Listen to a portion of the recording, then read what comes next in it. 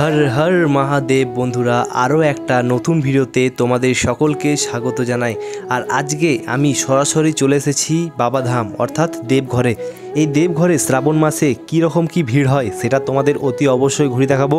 আর তোমরা হয়তো সবাই জানো যে এই শ্রাবণ মাসে দেবঘরে লক্ষ লক্ষ ভক্তদের সমাগম হয়ে থাকে। আর আজকে আমি তোমাদের ঘুরে দেখাবো এই শ্রাবণ মাসে দেবঘরে। এখানে কিন্তু পুলিশ প্রশাসন খুবই সুন্দর কাজ করছে, আমি দেখলাম। আর হয়তো তোমরা স্ক্রিনে দেখতে পাচ্ছ যে পুলিশ প্রশাসন খুবই সুন্দর কাজ করছে। কাজটা কি করছে না, ভক্তদেরকে পাউচে করে জল দিচ্ছে। এটা কিন্তু আমার পার্সোনালি খুবই সুন্দর লাগলো। তাছাড়া ভক্তদের দেখে নাও, ওপরে স্প্রে করা হচ্ছে জলে, যাতে ভক্তদের গরম না লেগে যায়, তার জন্য কিন্তু এখানে স্প্রে করা হচ্ছে।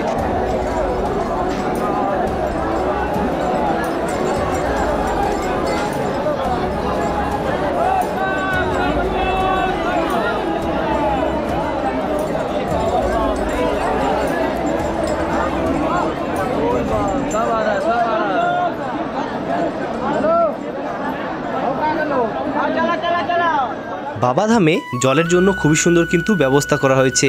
এই যে ভক্তরা লাইন দিয়ে যাচ্ছে, এদের জন্য কিন্তু জলের ব্যবস্থা রয়েছে। তাছাড়া আলাদা যারা ভক্তরা আসছে তাদের জন্য কিন্তু খুবই সুন্দর ব্যবস্থা রয়েছে। সুলতানগঞ্জ থেকে 112 কিলোমিটার পায়ে হেঁটে এই ভক্তরা এসেছে। এদেরকে বলা হয় ডাকবোম। এরা কিন্তু 20 ঘন্টার মধ্যেই সুলতানগঞ্জ থেকে পায়ে হেঁটে চলে আসে বাবাধামে। এরা কিন্তু দৌড়াতে দৌড়াতে আসে 20 ঘন্টার মধ্যে, কেউ 18 ঘন্টা, কেউ 20 ঘন্টার মধ্যে কিন্তু এই বাবাধামে চলে আসে। এদের জন্য কিন্তু আলাদাভাবে লাইন রয়েছে এই ডাকবোমের, এদের কিন্তু পাস রয়েছে। আর যারা সুলতানগঞ্জ থেকে পায়ে হেঁটে আসছে, সুলতানগঞ্জ থেকে তো এমনিতেই 3 দিন লেগে যায়। এই ভক্তরা সুলতানগঞ্জ থেকে আসছে, বাবাধামের উদ্দেশ্যে যাচ্ছে সবাই, এদের কিন্তু 3 দিন লেগে যায়। অনেকে 2 দিনে কমপ্লিট করে দেয়, কিন্তু বেশিরভাগ ক্ষেত্রে 3 দিন লেগে যায়।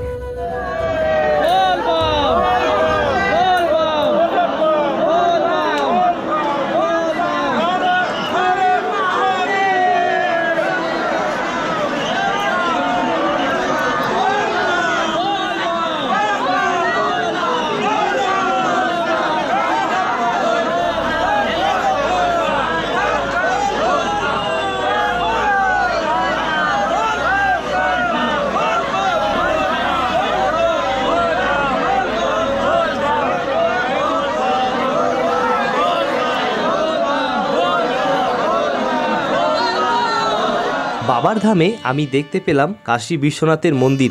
এই মন্দিরটি কিন্তু খুবই সুন্দর লাগছে। এই মন্দিরটি এই ভক্তরাই বানিয়ে নিয়ে আসে। অনেকেই অনেক ধরনের মন্দির বানিয়ে নিয়ে আসে। সুলতানগঞ্জ থেকে 112 কিলোমিটার পায়ে হেঁটে চলে এসেছে বাবার ধামে, বাবার মাথায় জল ঢালতে। এই শ্রাবণ মাসে জল ঢাললে মনস্কামনা অতি অবশ্যই পূর্ণ হয়। এবারে আমি সরাসরি মন্দিরে চলে যাব। আর ভক্তরা অলরেডি বাবার মাথায় জল ঢেলে আসছে। আর ওপর যে লাইনটা রয়েছে, ওপরের লাইনটা কিন্তু জেনারেল লাইন। এই লাইনটা কিন্তু প্রায় 18 ঘন্টা মতো লেগে যায় ভক্তদের। আর এখান থেকে ভক্তরা বাবার মাথায় জল ঢেলে সবাই আসছে মন্দির থেকে।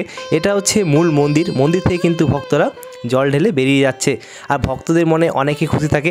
এখানে প্রশাসন কিন্তু খুবই কাজ করছে। অনেকেই বলে যে বাবাধামে কিন্তু আমাদের পুলিশে লাঠিচার্জ করে। এটা বাস্তব ঘটনা নয়। বাস্তব ঘটনা হচ্ছে বাবাধামে এত পরিমাণে ভিড় হয়, তার জন্য কিন্তু পুলিশকে বাধ্য হয়ে লাঠিচার্জ করতে হয়।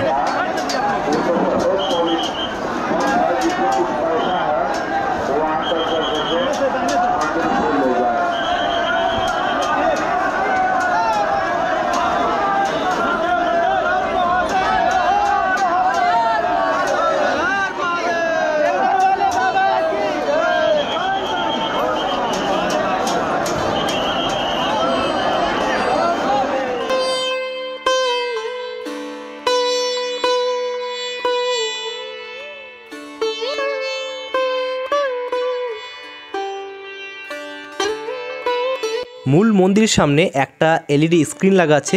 এই এলইডি স্ক্রিনে তোমরা কিন্তু 24 ঘন্টা বাবার দর্শন করতে পারো। যারা ভিতরে গিয়ে দর্শন করতে পারছো না, তারা কিন্তু এই এলইডি স্ক্রিনে দর্শন করতে পারো বাবার।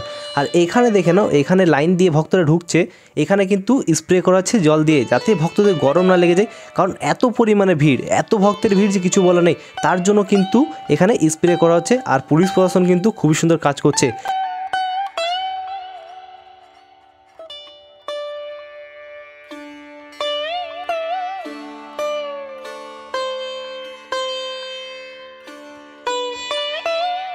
মন্দির থেকে আমি এখন বাইরের সাইডে চলে এসেছি, কারণ মন্দিরে এত পরিমাণে ভিড় আর রাস্তাতেও ভিড়। রাস্তার যে জেনারেল লাইনটা উঠছে ওপর দিকে, এখানেও কিন্তু প্রচুর পরিমাণে ভক্তদের ভিড়। ভক্তরা সব কিন্তু সুলতানগঞ্জ থেকে জল উঠিয়ে বাবার মন্দিরে জল ঢালতে চলে এসেছে এই শ্রাবণ মাসে। শ্রাবণ মাসে কিন্তু এই দেবঘরে প্রচুর পরিমাণে ভিড় হয়, এটা কিন্তু আমরা সবাই জানি। গত বছর শ্রাবণ মাসে আমি বাবার মাথায় জল ঢেলেছিলাম। আমি জেনারেল লাইন দিয়েছিলাম, আমি প্রায় 10 থেকে 11 ঘন্টা আমি লাইনে দাঁড়িয়েছিলাম। তারপর কিন্তু ফাইনালি বাবার দর্শন পেয়েছিলাম, কিন্তু ওখানে 2 সেকেন্ড দাঁড়াতে দেয় না পুলিশে, এত পরিমাণে ভক্তদের ভিড় হয়। এই যে ভক্তরা লাইন দাঁড়িয়ে আছে, এখানে কিন্তু পুলিশ প্রশাসন খুবই সুন্দর কাজ করছে। আরও একবার তোমাদের প্রথমে দেখিয়েছিলাম, আরও একবার দেখিয়ে দিচ্ছি, দেখানো সেমভাবে কিন্তু পুলিশ প্রশাসন খুবই সুন্দর কাজ করেই যাচ্ছে। এখানে ভক্তদেরকে স্প্রে করা আছে জল দিয়ে, যাতে ভক্তদের গরম না লেগে যায়। প্রচুর ভিড় আছে, লক্ষ লক্ষ ভক্তরা কিন্তু আসছে যাচ্ছে। এরা কিন্তু সব সুলতানগঞ্জ থেকে জল উঠিয়ে আসছে, আর এখানে কিন্তু আবার 10-15 ঘন্টা লাইন দাঁড়াতে হবে, তারপর কিন্তু বাবার দর্শন পাবে।